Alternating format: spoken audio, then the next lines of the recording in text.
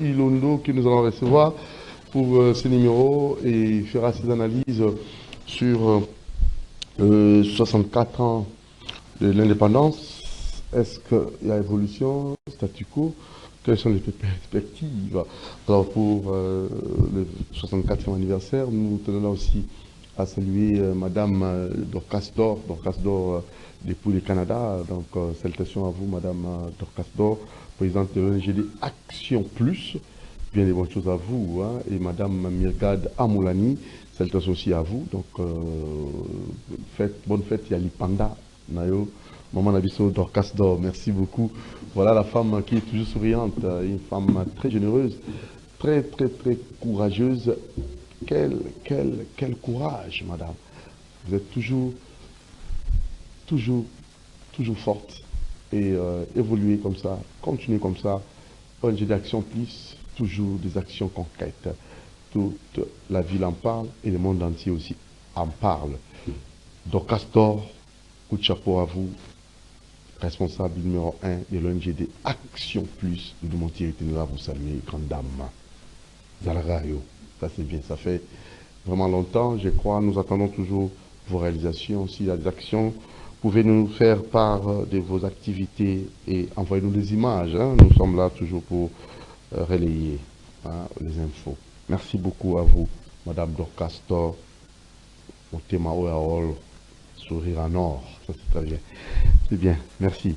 Alors, nous recevons pour vous un grand monsieur qui va aujourd'hui encore nous donner ses idées, ses pensées concernant notre indépendance. Mais en même temps aussi, nous tenons à saluer Madame Sublime Greta Safi, donc Wasafi, Sublime Greta Safi Wasafi, depuis qui venait à peine ici à Kinshasa, donc après un long séjour passé au USA et au niveau de l'Afrique du Sud, Madame Greta Safi Wasafi. Alors nous recevons un politique. Bonjour très cher ami. Bonjour messieurs les journalistes. Veuillez vous présenter, il y a un appel, un appel, vous pouvez prendre. Voilà, Jean Libingue. Alors dites-nous un peu votre nom et votre parti politique et vos idées et vos pensées sur le 64e anniversaire. On peut vous connaître, Kombo Nani? Ah oui, merci d'abord pour l'invitation. Moi, c'est Dormen Ilondo. Dormen Ilondo. Dormen Ilondo. De quel parti politique? Non, je n'ai pas de parti politique. Je suis journaliste. Je suis journaliste, comme vous également. Et donc, voilà pourquoi, pour moi, c'est très heureux de pouvoir discuter avec vous autour des 64 ans d'indépendance de la RDC. Je suis tellement ravi. Et je pense que ceux qui nous suivent auront vraiment une satisfaction par rapport à l'analyse que nous allons faire concernant les 64 ans d'indépendance. La parole, et vous pouvez déjà donner vos avis et considérations 64 ans après. Est-ce que nous évoluons ou bien tout est vraiment à genoux? Bon, moi d'abord, personnellement, je me pose des multiples questions de savoir si réellement les Congolais sont indépendants ou pas. Parce que 64 ans après, la situation est chaotique. Les peuples congolais vivent comme si il n'y avait pas, le peuple vit comme si il n'était pas indépendant. Et donc, moi, je pense que nous avons célébré les 64 ans de misère, les 64 ans de pauvreté, les 64 ans de dictature, les 64 ans de chômage, les 64 ans de l'insécurité dans l'est de la RDC, 64 ans je peux dire, des prédations parce qu'on en a marre. Et donc, pour moi, je pense que parler de l'indépendance en RDC n'est simplement un must. Pourquoi? Parce que on nous a trompé. Le peuple congolais n'est pas indépendant. Le peuple congolais n'est pas indépendant. Et donc, il est nécessaire et évident d'envisager des réformes nécessaires pour que nous puissions vraiment, ou que le peuple congolais obtienne la vraie indépendance qui, moi, selon moi, je pense que on doit envisager des séminaires, on peut envisager également des textes pour qu'on puisse faire des recommandations nécessaires liées à la vraie indépendance de la population. Parce qu'aujourd'hui, quand nous parlons avec vous ici, je pense que la situation dans l'est du pays n'est pas le cas. Aujourd'hui, bien sûr, ici à Kinshasa, on est à l'aise. Des fois, bien qu'on parle de la misère, mais à l'est du pays, ce n'est pas le cas. C'est le contraire de ce qui se passe ici à Kinshasa. Et donc, pour moi, parler de l'indépendance, c'est simplement de la banalité parce que les Congolais, jusqu'à présent, ne sont pas encore indépendants. Voilà. Ah, M. Dormen, nous ne sommes pas indépendants selon vous. Et tout ce que nous avons fourni comme effort, tout ce que les gouvernements fait comme travail, vous pensez qu'il n'y a rien qui s'est fait. C'est comme vous rejoignez Jeff Van Bilsen qui voulait que nous puissions avoir l'indépendance 30 ans après. C'est comme si vous êtes du même avis que ces messieurs-là. Non, l'indépendance que nous avons eue... 30 ans après, c'était une indépendance précoce. Oui, bien évidemment, comme vous venez de dire. Donc, selon vous, vous avez... Écoutez, les problèmes, c'est quoi? Nous avons obtenu l'indépendance, mais qui était écrit, qui était par papier, qui était verbal. Mais dans la réalité des faits, nous ne sommes pas indépendants. Nous ne sommes pas indépendants. Certes, vous dites qu'il y a des multiples solutions ou des multiples efforts qui sont en train d'être envisagés pour que on parle de la vraie indépendance. Et d'abord, je salue les efforts qu'a consenti le président de la République, bien qu'il soit des fois peut-être mal entouré. Et j'espère que, à la façon dont vont les choses, nous pouvons prétendre à un changement. Un changement, pourquoi? Parce que nous parlons certes de la misère, de la pauvreté, mais avec les jeunes comme moi actuellement, volontaires, conscients, dynamiques, déterminés, qui pensent que les choses peuvent changer, je pense qu'un jour nous aurons vraiment la vraie indépendance. Que faire alors, 64 ans après? Que faire selon 64 ans après, je pense que la question d'abord revient à la jeunesse. Parce qu'on dit la jeunesse, c'est l'avenir de demain, mais moi j'ai changé ce contenu pour dire que la jeunesse c'est aujourd'hui. La jeunesse c'est maintenant. La jeunesse c'est l'immédiat. Donc la jeunesse ce n'est pas demain. C'est le philosophe qui a dit que la jeunesse c'est demain, je pense qu'il s'est trompé. Il s'est trompé. La jeunesse c'est aujourd'hui. Parce que quand vous dites la jeunesse c'est demain, demain c'est la vieillesse. Demain, je pense que c'est les vieux. Demain ils ne seront plus jeunes. Donc, dire que la jeunesse, c'est l'espoir de demain, moi je pense que la jeunesse, c'est l'espoir d'aujourd'hui. Et donc, pour trouver des solutions, on doit simplement cibler la jeunesse parce que la RDC représente plus de 80% de jeunes. Il faut sensibiliser les jeunes à bannir l'oisiveté, à bannir les futilités, à bannir toutes sortes de manipulations qui font face et pour qu'ils puissent prendre conscience afin de pouvoir faire des actions qui seront concrètes, nécessaires afin que la RDC puisse obtenir la vraie indépendance. Voilà, cher ami, cher confrère Dormen Ilondo, alors que direz-vous? Parce qu'il y a certaines opinions qui pensent que nous avons juste l'indépendance était au niveau politique. Sur le plan économique, il n'y en avait pas, et sur le plan culturel non plus. Alors vous dites quoi? Vous pensez que c'est vrai, c'est une façon de voir les choses? Ah oui, certes. Je pense que d'emblée, j'ai décrié vraiment la situation chaotique qui se passe en RDC. Les autorités politiques de notre pays doivent faire de leur mieux. Ils doivent penser que quand ils ont été élus, ils étaient élus pour servir les peuples et non se servir. Certes, le Congo ou la RDC, c'est un pays très riche, très riche.